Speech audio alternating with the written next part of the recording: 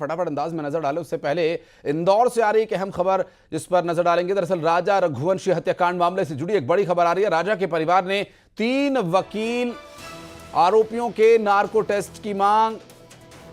Shillong high court में परिवार appeal करेगा। दरअसल अपील खारिज होने पर सुप्रीम कोर्ट में अपील होगी। सुप्रीम कोर्ट के लिए परिवार ने वकील किया हुआ है।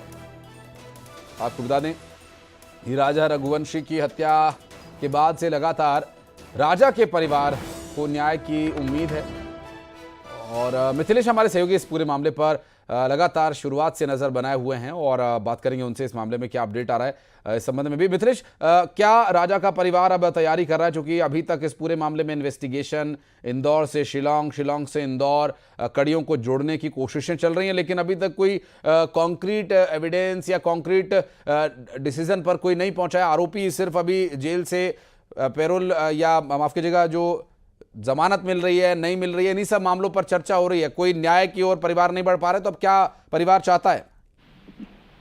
आशीष, देखिए, परिवार जो चाहता है कि सबसे पहले इन सभी आरोपियों का नार्को टेस्ट हो, क्योंकि राजा के परिवार के लोग कहना है कि अभी तक हत्या की वजह सामने नहीं आई। अगर राज और सोनम के बीच में अफेयर था तो इसमें राजा की हत्या करने की वजह क्या थी?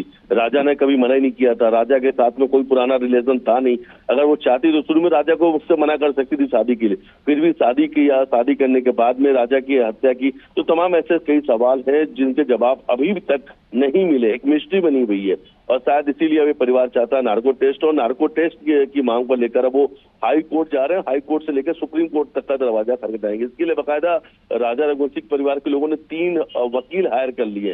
हाई कोर्ट से लेकर सुप्रीम कोर्ट तक की ये जो लड़ाई है, अब ये वकील लड़ेंगे। अब कहीं ना कहीं अब कानूनी जो सलाह है वो लेना शुरू कर दिया है। राजा के परिवार के लोगों ने कहा कि किसी भी हालत तक उन सवालों के जवाब तलाशेंगे कि आखिर राजा की हत्या क्यों हुई, और दूसरा, इन सभी आरोपियों को कड़ी से कड़ी सजा मिले, इन्हें फांसी तक ले जाए, इसलिए अभी कानूनी लड़ाई लड़ेंगे। दूसरी तरफ जो गोविंद है वो भी सामने आए थे, जो सोनम के भाई हैं, और उनका कहना है कि अभी तक मैंने कोई वकील तो नहीं किया है, लेकिन हाँ, बहन से मुलाकात करने की मेरी जिद है। बहन से मैं भी मुलाकात करके यही सवाल पूछना चाहता हूँ कि आखिर इस हत्याकांड की वजह क्या है। अगर इस बीच लेकिन ये कहती मेरी बहन की उसे गुमराह किया, इसका हाथ नहीं है, तो उसके बाद फिर वो आगे का फैसला लेंगे। और अगर बहन बेगुनाह है तो फिर वो उसे बचाने की कोशिश करेंगे, नहीं है तो फिर वो विपिन का साथ देंगे, यानी राजा के रघुवंशी परिवार का साथ देंगे। तो कहीं ना कहीं अब इस पूरे मामले में अब कानूनी जो सलाह है वो परिवार के लोग ले रहे हैं, लेकिन राजा रघुवंशी परिवार के लोग एक सवाल तलाश रहे हैं और हकीकत यही है आशीष, सिर्फ राजा का परिवार नहीं, हम आप पूरा देश